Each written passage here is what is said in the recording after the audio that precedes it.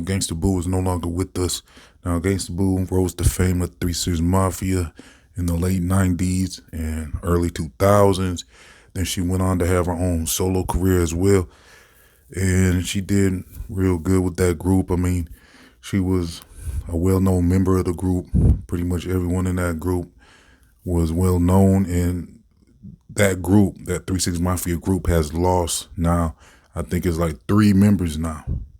And it all seems to be related to a similar thing. And it seems like most of these losses of that group has to do with ODing because they partake of some hard substances that people need to chill on. This should be a warning. Now look, the details that I have so far is that she OD'd, but look, that might change as more information comes out. But look, what I'm saying is a lot of her raps, she mentioned stuff like that. The group as a whole did.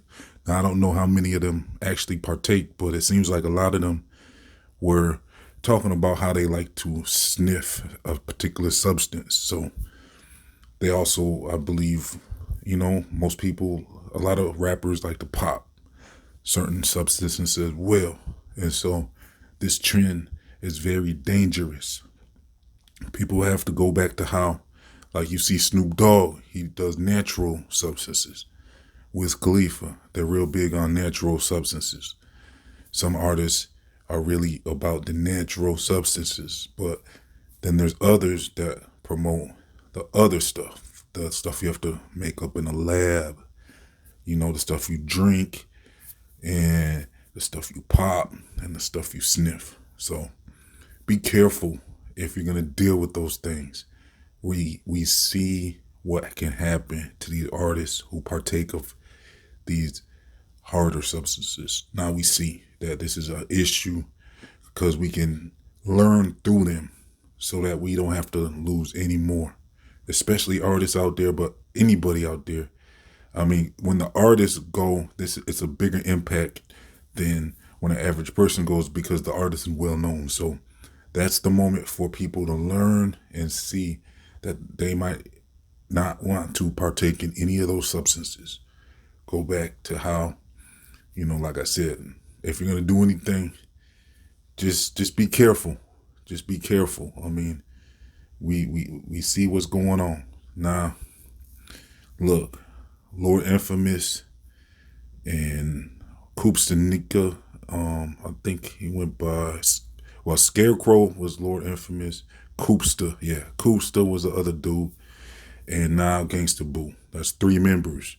So now we got Crunchy Black, Juicy J, and DJ Paul. And LeChat, they're like members that join every once in a while, but they're not official members. I don't believe they are in Project Pat. It's like they're affiliated, but they're not necessarily original members. So they have members left. And then they also have the 3 6 Mafia also have some of their kids and relatives doing music as well now. I believe one of the groups is, Infamous Son one of his sons is in a group with another member.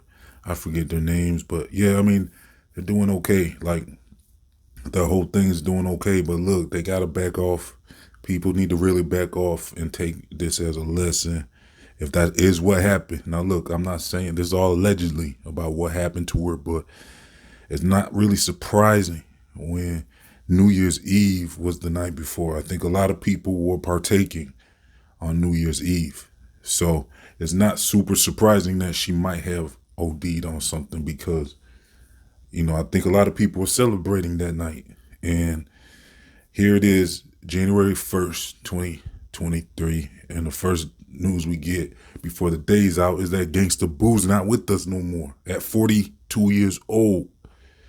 So, the partying stopped. I think a lot of people partied into the morning. And then, so I'm getting news around 4 or 5 p.m. Central that Gangsta Boo's not with us anymore. And that makes sense to me. Like, if people was out till 5 in the morning, or so doing a lot of substances.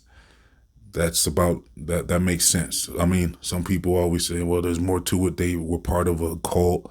They were part of this group where they made a deal, with you know who, and some darker things like that. And that could be too. I mean, look, I really, I'm not so sure about that having anything to do with this incident though, because it just, to me, this looks like it's just another OD, and we've been seeing, we lost Fredo Santana that way.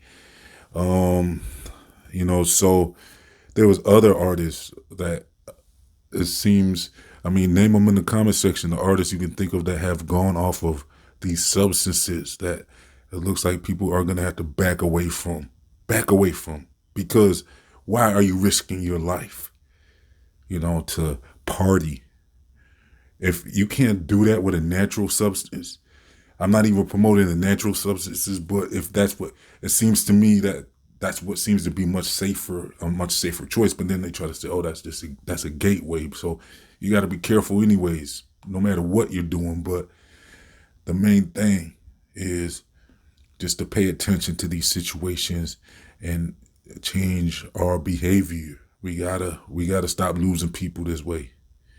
Okay, so name all the artists that you can think of that have gone off of OD like this. I mean, and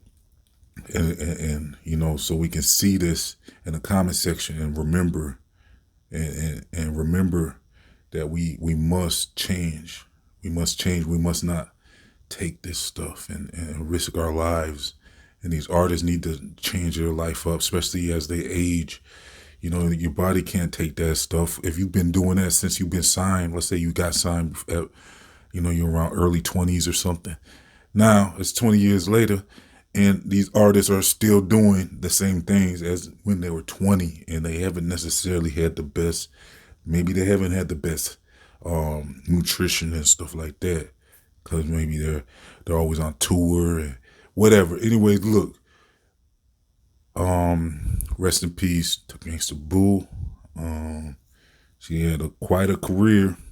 Hopefully all y'all got to see her performance with Bone Thugs and Harmony. I'm going to see if I can leave that link for y'all in the comment section, so y'all can see her last major performance was against Bone Thugs. So yeah, that's about it for today. I'm up out of here. This has been Rap Hits. All links are in the comment section, description box. I'm up out.